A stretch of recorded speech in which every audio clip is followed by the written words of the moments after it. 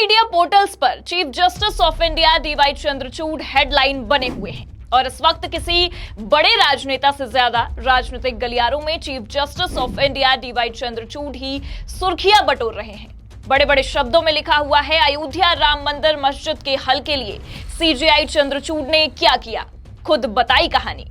जी हां, आपने बिल्कुल सही सुना है। डीवाई चंद्रचूड़ के साथ ही साथ चुनाव से पहले एक बार फिर अयोध्या राम मंदिर चर्चा का विषय बन गया है और तमाम चैनल्स पोर्टल में हेडलाइंस भी। नमस्कार, आप देखना शुरू कर चुके हैं 4 PM न्यूज नेटवर्क और मैं हूं आपके साथ प्रगति ठाकुर। दरअसल देश के chief justice of India DY Chandrachud ने एक ऐसा बयान दे दिया है जिसने राजनीतिक गलियारों की शोर बढ़ा दी है, या यूं कह ले कि उनके इस बयान ने ही राजनीतिक रूप ले लिया है। दरअसल आपको बता दें कि उन्होंने राम जन्मभूमि बाबरी मस्जिद को लेकर एक बड़ा बयान दे डाला है। सीजेआई डीवाई चंद्रचूड़ पुणे जिले के खेड़ तालुका में अपने पैतृक गांव के लोगों को संबोधित कर रहे थे। इस दौरान उन्होंने कहा है कि राम जन्मभूमि बाबरी मस्जिद विवाद के समाधान के लिए भगवान से प्रार्थना की थी। अगर आस्था हो तो भगवान कोई भी रास्ता निकाल देते हैं। अब उनके इस बयान ने अयोध्या राम जन्मभूमि और बाबरी मस्जिद मामले को फिर से उजागर कर दिया है। बता दें कि सीजेआई चंद्रचूड़ ने कहा है कि अक्सर हमारे पास निर्णय लेने के लिए कई सारे मामले आते हैं, लेकिन हम समाधान पर नहीं पहुंच पाते। अयोध्या राम जन्मभूमि बाबरी मस्जिद विवाद के दौरान भी कुछ ऐसा ही हुआ था, जो 3 महीने तक मेरे सामने था। मैं भगवान के सामने बैठा और उनसे कहा कि उन्हें इसका समाधान ढूंढना ही होगा। इसके साथ ही सीजेआई ने यह भी कहा है कि मेरा विश्वास करें, यदि आपको भरोसा है तो भगवान हमेशा कोई रास्ता निकाल देंगे। अब उनके इस बयान से ये तो साफ है कि उन्होंने इस फैसले को ऊपर वाले पर ही छोड़ दिया था, लेकिन अब इस बयान के कई सारे मायने भी निकाले जा रहे हैं। इस मामले पर क्या राजनीति हो रही है वो बताने से पहले आपको थोड़ा सा पीछे लिए चलते हैं। दरअसल आपको बता दें कि देश के तत्कालीन chief justice of India Ranjan Gogoi की अध्यक्षता वाली सुप्रीम कोर्ट की 5 न्यायाधीशों की पीठ ने 9 नवंबर 2019 को अयोध्या में राम मंदिर के निर्माण का मार्ग प्रशस्त करके उस विवादास्पद मुद्दे का निपटारा किया था, जो 1 सदी से भी अधिक पुराना था। रंजन गोगोई की पीठ ने यह भी फैसला दिया था कि अयोध्या में ही वैकल्पिक 5 एकड़ की भूखंड पर मस्जिद बनाई जाएगी। जज डीवाई चंद्रचूड़ ऐतिहासिक फैसला सुनाने वाली पीठ का हिस्सा थे। सीजेआई इस साल जुलाई में अयोध्या में राम मंदिर भी गए थे और पूजा अर्चना भी की थी, जिसके बाद वो चर्चा का विषय भी बने थे। लेकिन आपको बता दें कि chief justice of India DY Chandrachud 10 November को सुप्रीम कोर्ट में अपनी जिम्मेदारियों से रिटायर हो रहे हैं। इसके बाद जस्टिस खन्ना उनकी जगह लेंगे, लेकिन रिटायरमेंट से पहले उन्होंने एक ऐसा बयान दे दिया है जिसने राजनीतिक सरगर्मियां तेज करके रख दी हैं, या यूं कह ले कि चुनावी माहौल में सियासी हलचल बढ़ा दी है। दरअसल अयोध्या राम मंदिर और बाबरी मस्जिद का विवाद काफी समय से शांत हो चुका था, लेकिन कहीं न कहीं डीवाई चंद्रचूड़ के इस बयान के बाद एक बार फिर सारे पत्ते खोल कर रख दिए गए हैं, जिस पर अब सियासत भी खुलकर होने लगी है। दरअसल उन्होंने कहा है कि अयोध्या मुद्दे के समाधान के लिए वो भगवान से प्रार्थना किया करते थे। तब बाबरी मस्जिद और श्री राम जन्मभूमि को लेकर सदियों से विवाद चले आ रहा था। आपको बता दें कि कोर्ट के फैसले के बाद इसी साल राम मंदिर की प्राण प्रतिष्ठा हुई। अब चीफ जस्टिस के इस बयान से लगातार सियासी हलचल बढ़ गई है, जिसे लेकर अब विपक्ष भी हमलावर हो चुका है और इस बयान के कई सारे मायने निकाल रहा है। आपको बता दें कि कांग्रेस के नेता डॉक्टर उदित राज ने सीजेआई के इस बयान की जमकर आलोचना की है। कांग्रेस के नेता उदित राज ने सीजेआई पर तंज कसते हुए कहा है कि चीफ जस्टिस ने अन्य बड़े मुद्दों जैसे कि आम नागरिकों को बिना वित्तीय बोझ के न्याय दिलाना या ईडी, सीबीआई व आयकर विभाग यानी कि आईटी जैसे एजेंसियों के दुरुपयोग के समाधान के लिए प्रार्थना की होती तो इन मुद्दों का भी समाधान हो सकता था।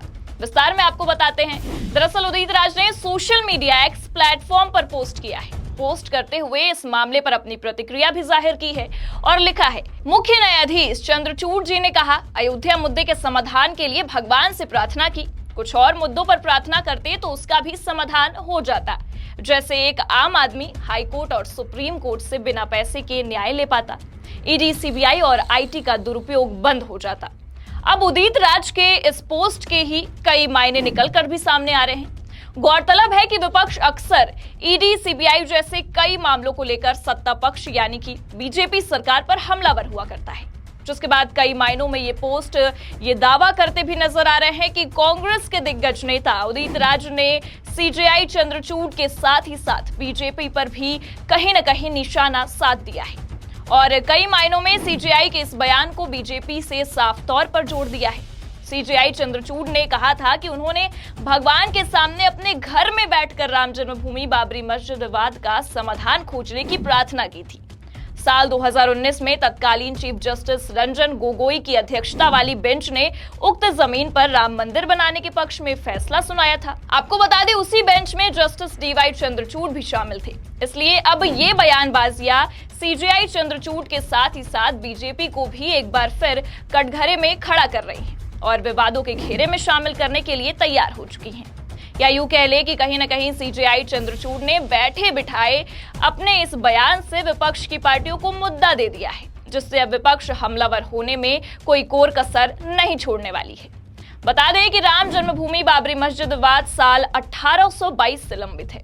साल 2019 के सुप्रीम कोर्ट के फैसले के बाद 2.77 एकड़ जमीन राम मंदिर बनाने के लिए ट्रस्ट को सौंप दी गई।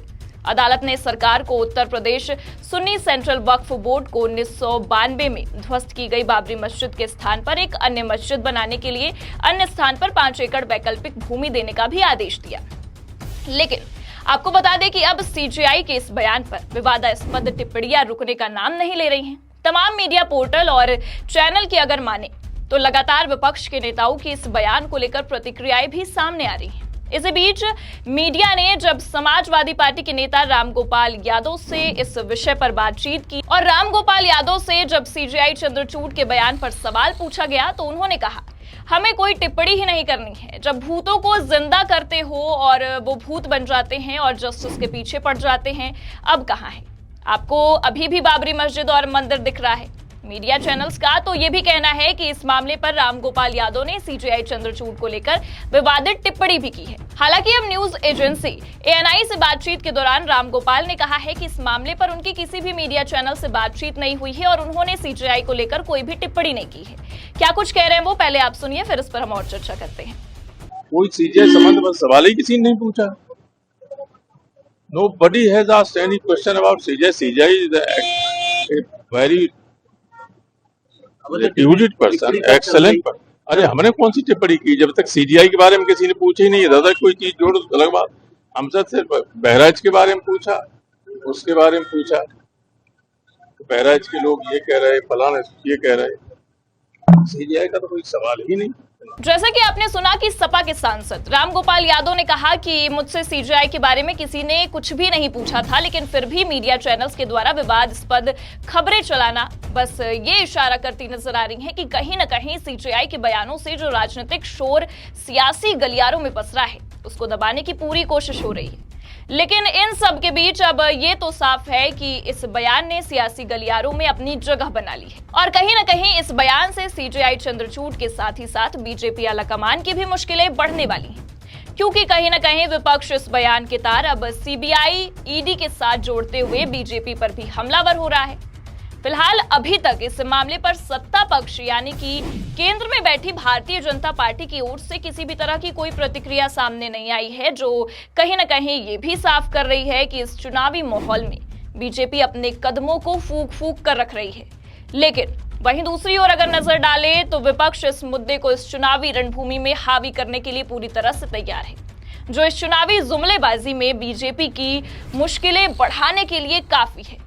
फिलहाल डीवाई चंद्रचूड़ के इस बयान को लेकर जो राजनीतिक सरगर्मियां बढ़ी हैं, उस पर आपकी क्या प्रतिक्रिया है, कमेंट में जरूर बताइएगा। और इस खबर में फिलहाल इतना ही। आप देखते रहिए 4 PM न्यूज नेटवर्क। नमस्कार।